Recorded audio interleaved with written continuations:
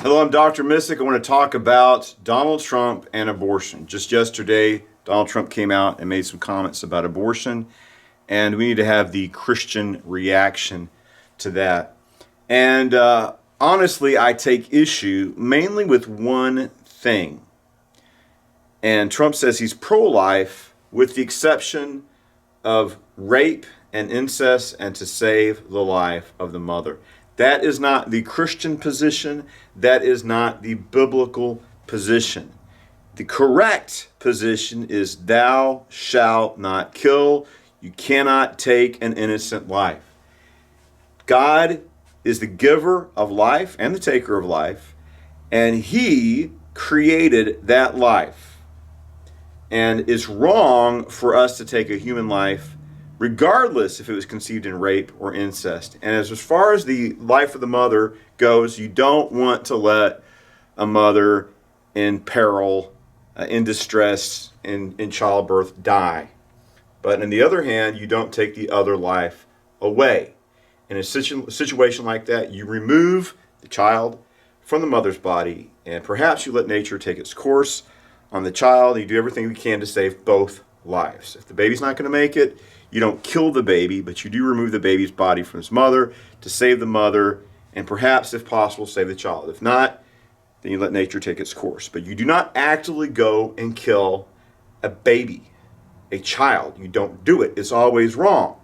And that might be the position that a lot of people have, but it's the wrong position. And I'm sad to hear President Trump taking that position.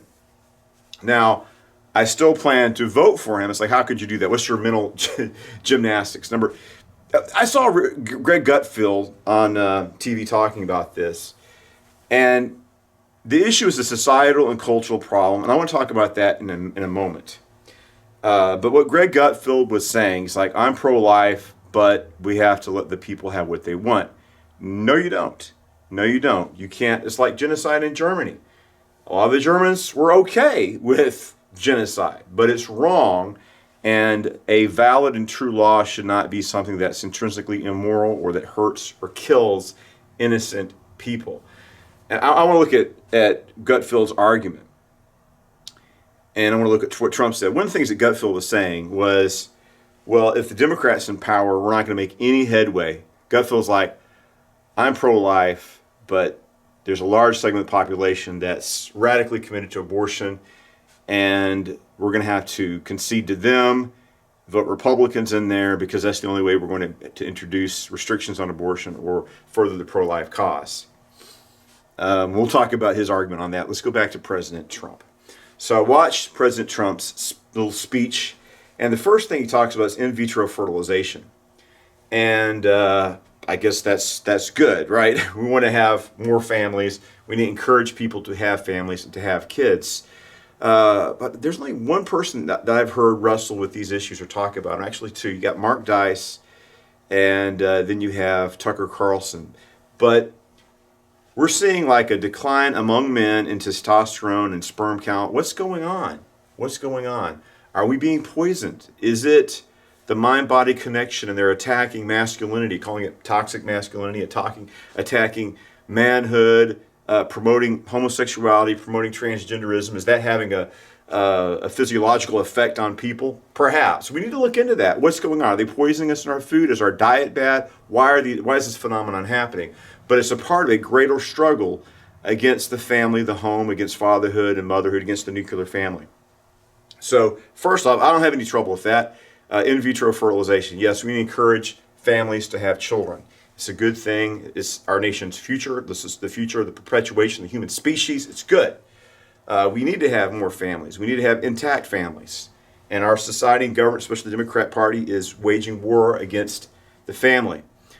Part of the reason why they do that is their biggest voting bloc is crazed, angry, hate-filled single women, especially left-wing single white women. They want power. They want absolute power. If that's a big demographic for them, they want to create and expand it. Now, the desire to be loved and to love, and a desire for a woman to have children is powerful. So they do everything they can to dissuade women from being mothers and raising their own children. And then we have all these messages that have been going on for 20 years, longer. Disney discouraging girls. You don't want to, they're telling girls you don't want Prince Charming to come in and take your hand and carry you away. You don't need anybody. You don't need a family. You don't need a home. You don't need to have love. It's just about me, me, me, me, me. That's the way to go. That's what Disney is poisoning the minds of our girls with. So Trump is right. We need to encourage people to get married. We need to encourage people to have children and a family and support them. The government should encourage and support that. So the other issue he's saying, and this is correct, look at the big picture. We needed to repeal Roe versus Wade, and we did it, and it was Donald J. Trump that helped us to get rid of Roe versus Wade, for that to be repealed. And he deserves credit for that by putting good justices good on that issue, because I'm really disappointed with our Supreme Court. And the fact of the matter is as a society and culture, we should not allow the Supreme Court to have that kind of power. They never had the right or authority to promote and legalize abortion across the entire nation. And we shouldn't, I'm glad they've repealed that, but we have to deal with, we have to have checks and balances on our government, and there's no checks and balances on the Supreme Court. And it's a problem. And now we have a more conservative Supreme Court, but we shouldn't have, we shouldn't be ruled by 9 God emperors ruling by imperial edict. It's never acceptable. And it's a problem in our Constitution, and we need to have judicial reform. Now, of course, the Democrats are trying to stack the courts because they want to control the Supreme Court absolutely the way they control everything else. So Roe versus Wade was repealed. Thank God. Thank President Trump. But the fact of the matter is we've been losing ground on abortion since the repeal of Roe versus Wade. And I think Trump is absolutely right that this is an issue that we need to fight state by state. It's outside the federal government, and it's incumbent upon us as the citizens of the United States of America, state by state, to abolish abortion. If it wasn't for the Supreme Court, and it's been 50 years, but a lot of states would never have accepted abortion. They've changed people's morality into immorality, and now people that would have been horrified. Well, I guess he had abortion in California and New York, but for a politician to do something like that 50 years ago, it's despicable, it's disgusting to support abortion. Now it's considered a right. And the Democrat Party right now, they're running on abortion. They're trying to make this an issue. That's why Trump was addressing this. And I've been talking to my uncle about it. He's very concerned because Trump has bad counselors. I'm thankful he didn't listen to him, because what they were trying to encourage President Trump to do was to come out in support of abortion in the first 12 weeks, to allow for abortion in the first trimester and then restrict it in the second and third trimester. And that would basically be he's pro-abortion. And he did not take that position, even though there's strong pressure for him to do that. And there's a lot of concern, and we see it voiced by Greg Gutfeld, that I think it's baloney. I think we had election fraud in a big scale in the 2022 elections. But people say, well, we didn't see a red wave. Why did we see a red wave? I think we did. I think that the red wave started on the East Coast in Florida and New York and other places. And then they started implementing their voter fraud. I mean, come on, think about it. I've never seen it in my life where if it was like 5 or 6 seats that were being, undetermined for a few weeks, that's understandable. But it was like 30 or 40 seats in the Congress they couldn't figure out for like 2 months what the majority party was going to be. There's something going on with that. We really need to clean up our elections. I don't trust the system anymore. A lot of people don't. I mean, it just stinks of fraud, honestly. And you have to address it and clean up the system, restore public faith and confidence that our elections are legit. Because when you see crap like that, I mean, I don't believe it. I think that there's just massive voter fraud. Historically, you see a shift, with the opposition party comes to dominance in the midterm. And with the maladministration of the Democrat Party, the first 2 years, the so-called, President Obama's Biden administration, we should have seen a correction in the and we did. And just think about it, just some of these like Dr. Oz and who was it, the football player, just overt fraud. It's disgusting.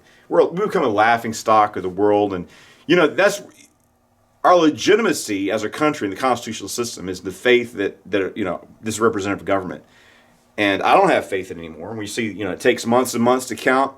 Throughout my entire life until 2020, you knew the president the night of pretty much. I guess there's exception, Bush versus Gore.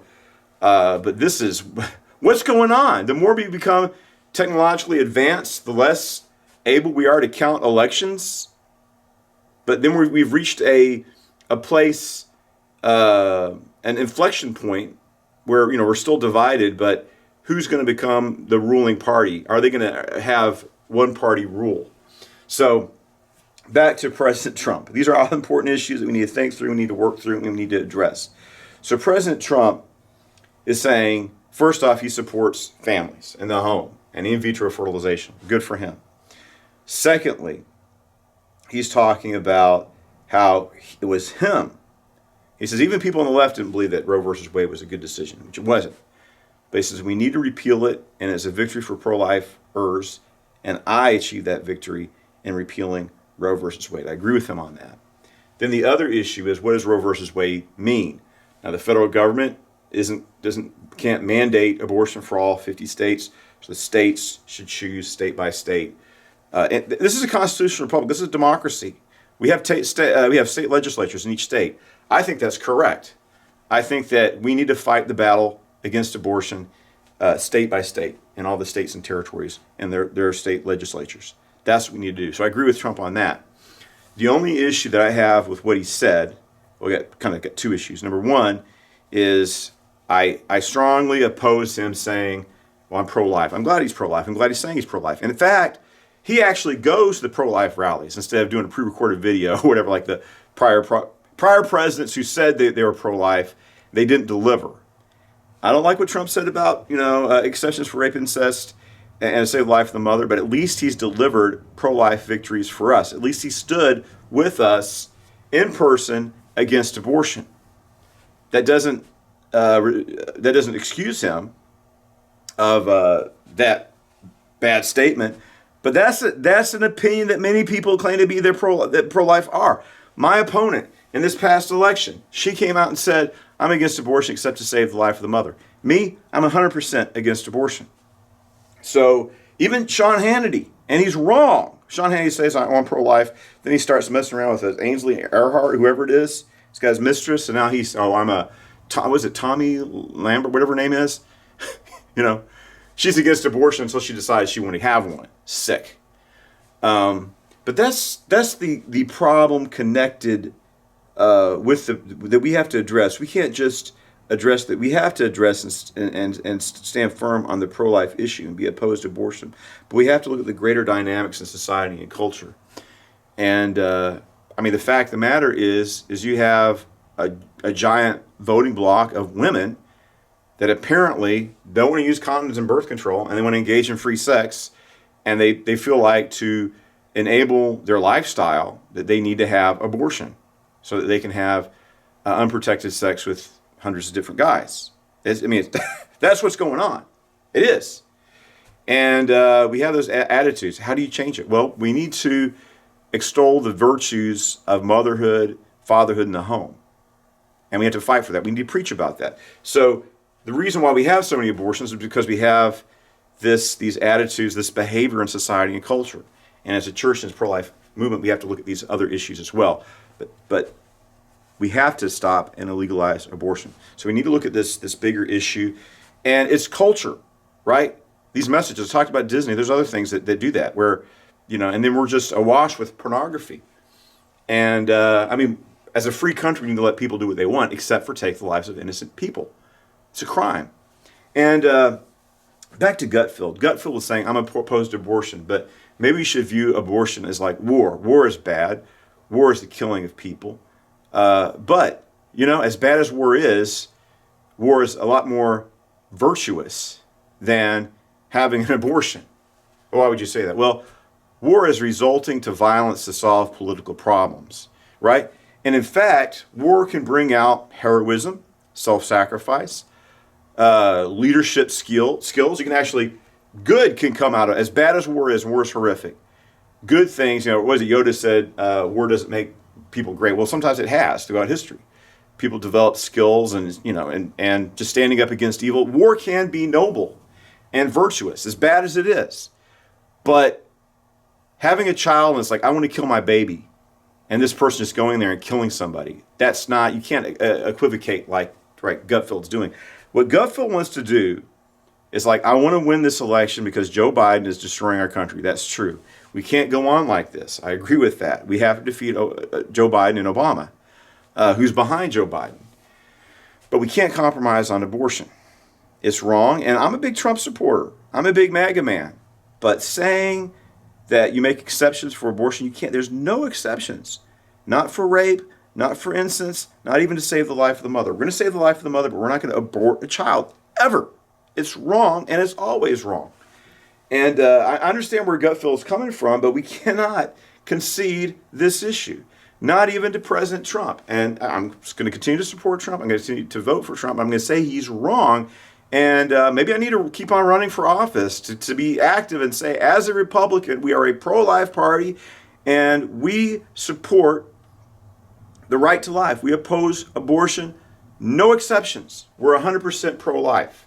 That's our issue. But really, I mean, it's obviously true that we need a spiritual awakening. And as Christians, as pastors, and as just citizens in this great republic, we need to say, look, we need to change our focus. Like I said, I was talking about Tucker Carlson and Mark Dice. It's a virtuous thing for a woman to have her primary focus to be a housemaker and a child raiser. And we've created a society where that's not possible, that you have to have two incomes just to eke by. And I wish I had recordings of these. Earlier on when Tucker was taking over, he's saying, look, what we've got now is we're all slaves of global corporatism. It's not even capitalism. We're slaves of the richest 1%. And this is a problem we've had in the Republican Party. I've seen this when I was a teenager, and I realized how bad the Democrat Party is. It's like, I got to oppose the Democrat Party. And I'm in the Republican Party, and it's like, well, we want to support business, encourage business and prosperity. I agree with that. But it's like, we're just going to let economic interests and whatever the rich people want, they can just have their way. And it's like, I don't know about that. Or like the whole issue with free trade. That's a Republican position to wage war against the American working man and woman and take their jobs and send them to, make to factories of political prisoners in China or children in India, or they're paid less than 5 cents a day. And you're going to have to compete with that. We're going to destroy your economy. We're going to hollow out the American manufacturing industry, just get rid of it, and have enslaved people around the world, and you as the worker have to compete with that. That's conservatism, that's republicanism? I don't think so. And I like Mark Levin, and I just do not believe that surrendering our entire, like right now, just think what we've done.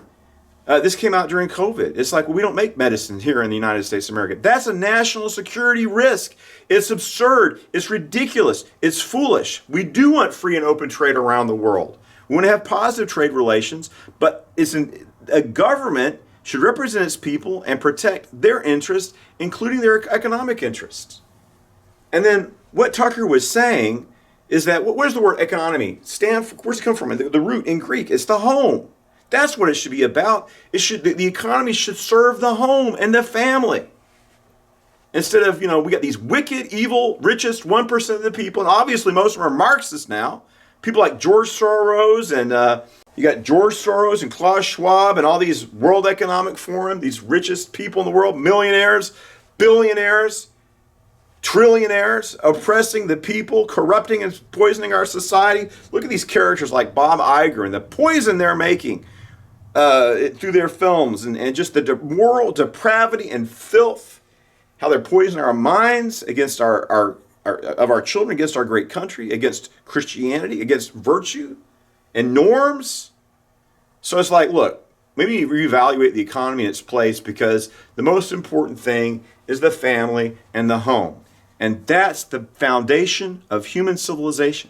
And any government that works to destroy the family and home has forfeited its whole purpose for existence. and should be abolished. That's what our Declaration of Independence says, that sometimes you need to change and abolish certain governments.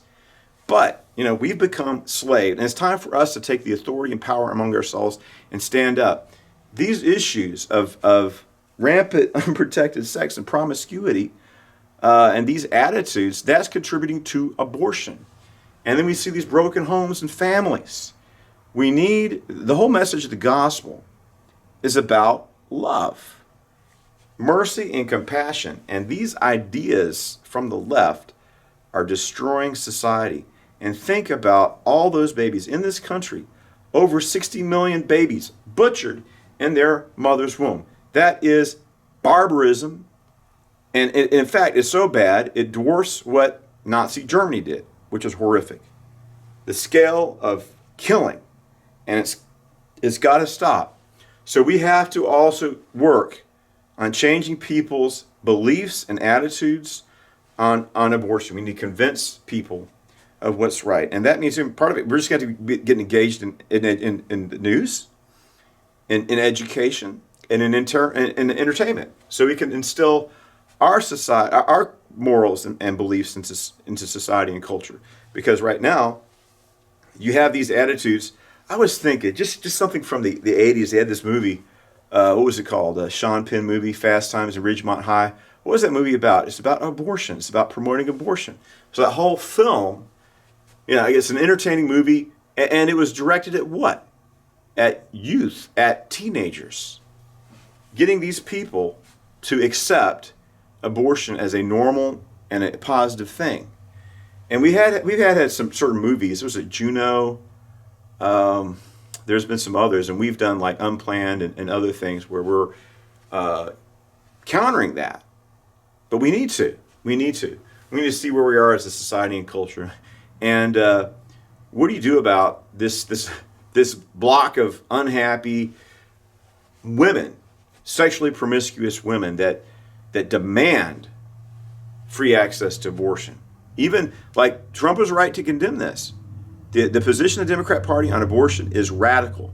They want late-term abortion. They want to be able to abort babies while their babies are being delivered, and they want to kill babies after they have been delivered. These are sickening. That's Governor Northam's. They voted for that guy in Virginia. Wanted to commit infanticide. The Democrat Party is the party of infanticide. So this is a big issue, and what I'm saying to all the Trump supporters, like I said, I'm going to vote for Trump, but we need to vocally oppose. Thank God that he's saying he's pro-life. Thank God that, he's not going to do anything in the federal level against abortion. Now, Lindsey Graham is trying to pass a federal law illegalizing abortion across the state. I don't think that's the place. That's not where the battle's at right now, and it's not going to pass. That's kind of an exercise in futility. But I do agree with the premise, because our founding documents say that we are guaranteeing through our founding documents, which includes the Declaration of Independence and the United States Constitution, we are guaranteed certain inalienable rights, right? Our inalienable rights include life, liberty, and the pursuit of happiness. So our founding documents say that we have an inalienable right to life, and we should have abortion illegalized on the federal level because it's a violation of the laws of nature and nature's God. It's a crime in and of itself. It cannot help but be a criminal act, and it's never right, not even rape, not even incest, to abort a child. So I just don't think that, especially with a left-wing government right now, we have to fight this battle. The battle is state by state now. We as citizens of these states need to mobilize and pass restrictions on abortion. And it's really sad. I think it was Kansas, where they tried to introduce restrictions against abortion, and it failed miserably. So we have to change attitudes and beliefs. We have to have a battle for the hearts and minds of people. But we still have to fight legislatively. We cannot, we have to fight against abortion every which way we can. And we don't give up anything. We need to, I just think that now that Roe versus Wade has been overturned, it goes to the states. That's where we need to fight it right now. So on the federal level, I agree with what Lindsey Graham is saying, but I think that that's not where the battle is right now. And nothing's going to come of it as long as you have the Democrats in the Senate and the White House, and we only have like a one vote majority right now in the House of Representatives. We're not going to be able to. Gutfeld, this is true. I mean, I don't agree with what Gutfeld said because we can't compromise on abortion. But as long as the Democrats are in power, we're not going to make any headway in the abortion issue. Not legally. And we have to have the legal battle. Don't let up. Fight and fight and fight to stop abortion. But we also need to battle for hearts and minds and convince people what's right, what's wrong, what's good, and what's evil, to seek the benefit of each individual person, of the children, and society and culture as a whole. So we need to continue to do God's work. We're following Jesus Christ, not Donald J. Trump. He's not our Lord and Savior. I support him. I'm going to vote for him, but he's wrong on this issue, and we need to say he's wrong and stand up on the scriptures and not stand on whatever Donald Trump says. I want to make a couple more comments. First off, let's talk about in vitro fertilization. And if you're doing that, you understand that you're conceiving a child in vitro, and that is a human life, and those embryos should not be destroyed. And there have been pro-life organizations that have addressed that issue, and that's something people should think about when they pursue those options. I didn't mention that before, but that is something I thought about as well. Secondly, the good thing about what Trump is doing is he's not supporting any pro-abortion policies. There have been reports or gossip that's been leaking out saying that some of his advisors are pressuring him to say that he is for abortion in the first 12 to 16 weeks. So thank God he's rejected their counsel, because that's wrong. Abortion is wrong, and especially that would be a pro-abortion position. His position right now is that he's pro-life, making exceptions, but abortion is wrong without exception. On the face of it, abortion is wrong. It's the take of a human life. It doesn't matter the circumstances of the creation of that human life. It is a human life, and you cannot take a human life, especially not a innocent human life. So that's the positive aspect of it. We need to support President Trump. We need to hold him accountable, because this position that he's stating is wrong. So he's not supporting, he's not advocating abortion. He is opposing abortion. We also need to remember that Trump made progress. He moved us forward in the abortion issue, right? He had, because of his efforts, Roe versus Wade was repealed. And we need to give him credit for that. And we also need to remember all these people, Reagan and Bush Sr. and Bush Jr., who gave lip service to the pro-life cause but didn't take substantive action. They didn't do anything. And in fact, W. Bush himself said, oh, well, America's heart isn't in the right place, therefore I'm not going to tackle the abortion issue. Well, you need to change people's hearts. And that's what we need to do.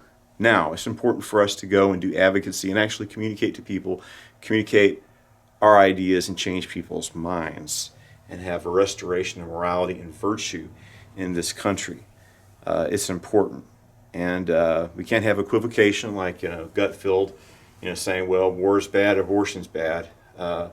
But abortion, I mean, as bad as war is far more virtuous and noble than such depraved murder and taking of an innocent human life as abortion is. Of course, war is a terrible thing, but you have straight up murder of an innocent with abortion. We can't tolerate it. We have to take a stand in every way we can to put an end to abortion.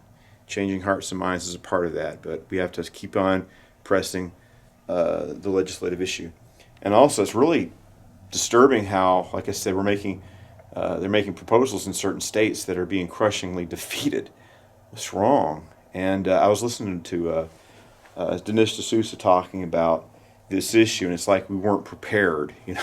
We weren't prepared as pro-life activists for the repeal of Roe versus Wade. Well, it's been over a year now, and 2 years, and it's time for us to do more, right? Let's organize better, and let's find new approaches to reduce abortion. And my position is for us to do everything we can to any restrictions that we can place that would save babies' lives. But we can't make exceptions for rape, incest, and to save the life of the mother. It's unequivocally wrong and evil, and that should be our position. 100% for life and 100% opposed to abortion. So thank you, and God bless you.